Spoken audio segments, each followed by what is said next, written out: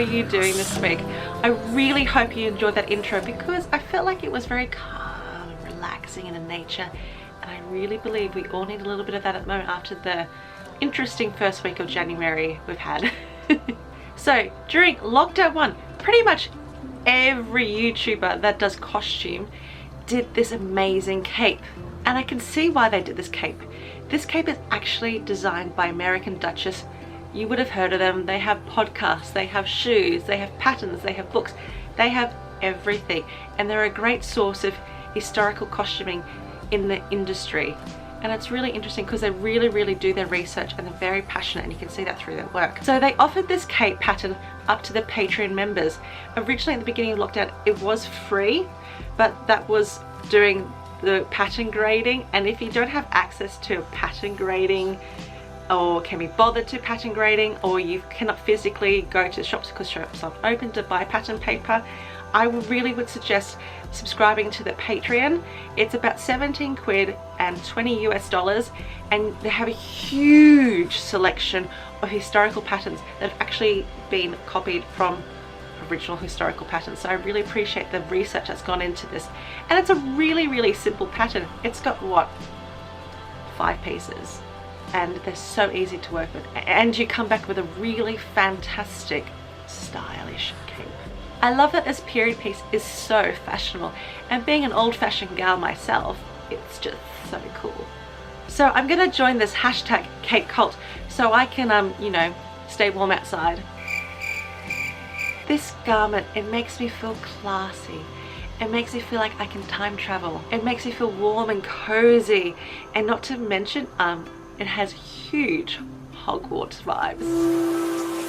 So this pattern comes from a piece in a museum from 1910, but when researching into the history of it, I couldn't find anything that was really similar during that time period. But this is really a piece that is classic, so you can wear it at any point at any time, and it's always going to remain stylish. I found some pieces that were very similar in the late Victorian period, even towards the men's fashions. Also reminded me a lot of the nurse capes during World War I, as well as the style going through the 1920s, the 1930s and the 1940s. So you see what I mean? It is fashionable any era of time. Even today, it is still fantastic, isn't it? So I would love to actually have a conversation in the comments below about the history of the cape.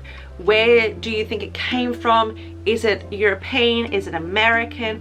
Who do you think wore it? Who do you think it was made for? And also, is it a universal period cape, really? Personally, if I could time travel, I would wear it in the Edwardian period on a bicycle, because can you imagine it billowing on a bicycle behind you, and in Richmond Park as well, which would be just so fabulous. All those rich colors that I've used for my fabrics. Now, I actually got this fabric ages ago when the shops were actually opened. It is some beautiful wool. I love that it's a nice neutral tone on one side, and then it's also got that beautiful tones of, to me, Scotland, and it's got, you know, flecks of the mountains, flecks of the heather, and flecks of just the woodlands. I think it's just such a beautiful universal colour for living in the UK, and I feel like it's very traditional for the UK. And also I love the colour purple, if you can't tell. So let's get into this vlog and the process of how I made it.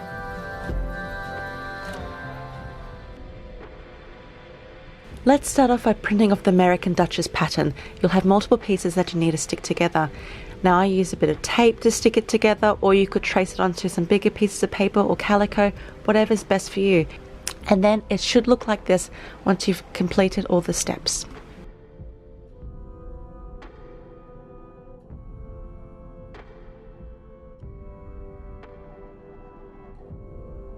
So with these wool fabrics, you can do it either way you want. If you want to follow pattern, if you want to do it your own way, but make sure it looks fantastic when you cut it out.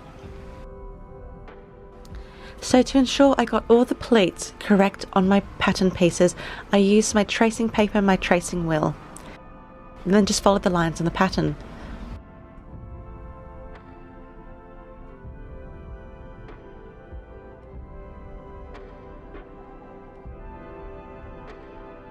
So to make sure you get it on both sides, take off the pattern piece and trace on the fabric that you already have created. I don't know about you, but I still have a wee bit of trauma from doing pleats from a job. Now I found it best to do each piece simultaneously, so I was doing both fabrics at the same time, so I knew the steps were 100% every time I did them. Once you've pinned your pleats into place, go ahead and sew them on the machine. And then also trim down all that excess fabric that you've created, because you don't want that added bulk inside. You want it to look seamlessly. I always enjoy pressing the hell out of my pleats with an iron. Make sure you press them really well so they sit so flush to the fabric and the fabric becomes seamless altogether.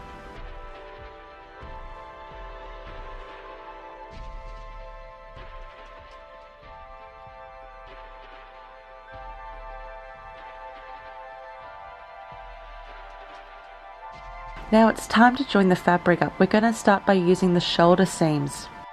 So start with the back and lay the front on top of the back, matching up any of the notches. And again, repeat on both sides at the same time. Of course, my second favorite thing is a bit of pressing. And then we're going to start by attaching the sleeves. Now I found it best to start from the bottom of the sleeve and then work up. Make sure you follow the curve of that shoulder seam, because otherwise it'll get quite fiddly. Of course, press your seams every time. So what was so good about this pattern, it came with a seam allowance, so you could mark up where all the seam allowance is going to be. Now starting with the contrast fabric, we're going to make sure we pin down that seam allowance and then give it a wee press to make it sit flush. And then we're going to attach it to the main fabric and then stitch it down. You can either do it on the edge or you can do some fancy stitches, whatever you feel like doing. The world is your oyster. And then we're going to attach the bottom piece of the main fabric to the other piece and then stitch it all down together. Of course, cut off that seam allowance and those pesky corners, and then you're going to bag it out and ensure you get those corners nice and crisp.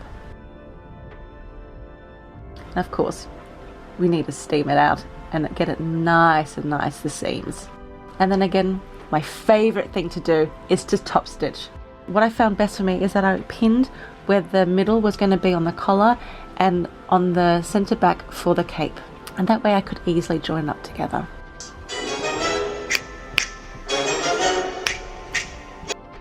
And because I was far too in the Addams family, I pinned it the wrong way. So make sure you pin it the correct way with the contrast facing up.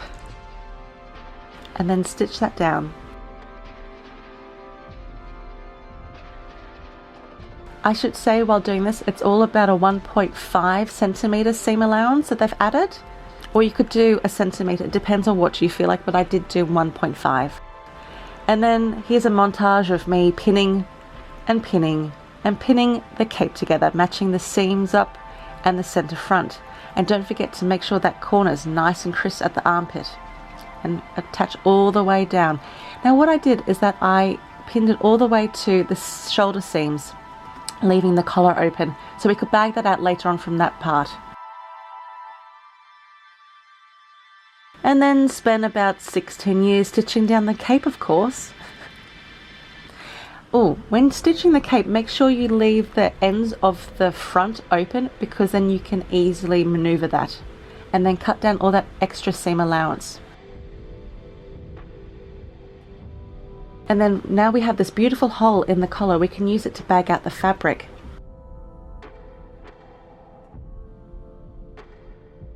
And of course my favorite thing, top stitching that down. Now we're going to close up the whole cape together by stitching down the collar to the lining. And press, press, press.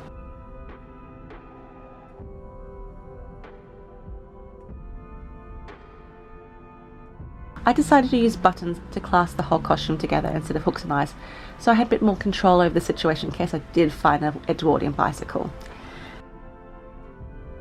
Now what we're going to do is, using leftover fabric, is that I'm going to use bias binding by creating my own.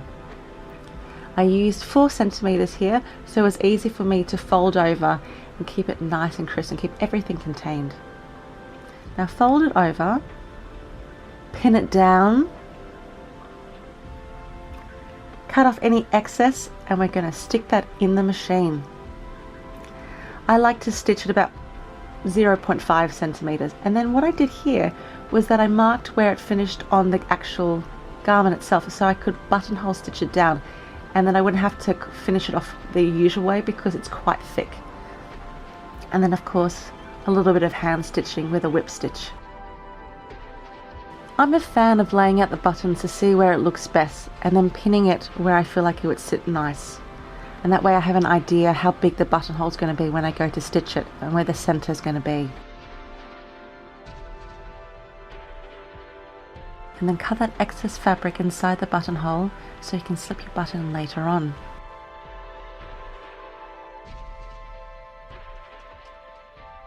Then sew down that beautiful button you've chosen.